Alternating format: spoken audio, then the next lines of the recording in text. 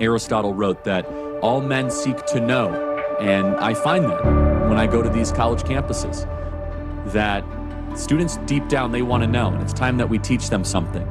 We must steep our children in wisdom. How do you do that?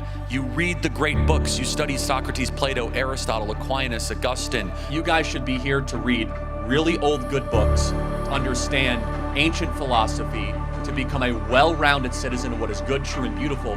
Religious freedom in the United States Constitution is unlike anything else. The more I study the framers and the founders, the more thankful I am to God that we live in this country. I can't tell you how profound, I believe, divinely inspired. Freedom cannot exist without virtue, and so freedom will come after, and it's happening right now. People go to church and give their life to God. You cannot have a free society if you do not have a society that values God. My kids are my most important thing in my world. My wife, my kids, my relationship with God, top three things, right? God, wife, kids, in that order. The necessity of virtue was fundamental to the American founding.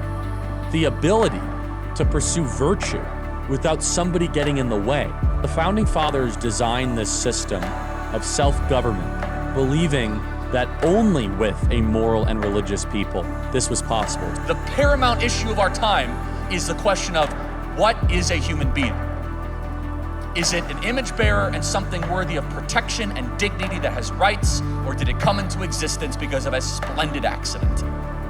Answer to that question dictates your politics, your morality, your government, your actions, all of it. We still have speech. We still have the ability to assemble and spread ideas. I think that a revival is not just, likely. I think it's inevitable. Courage is the ultimate virtue. Without it, there are no other virtues. Courage is committing yourself to the correct course of action, regardless of the cost associated to it. I want to be remembered for courage for my faith.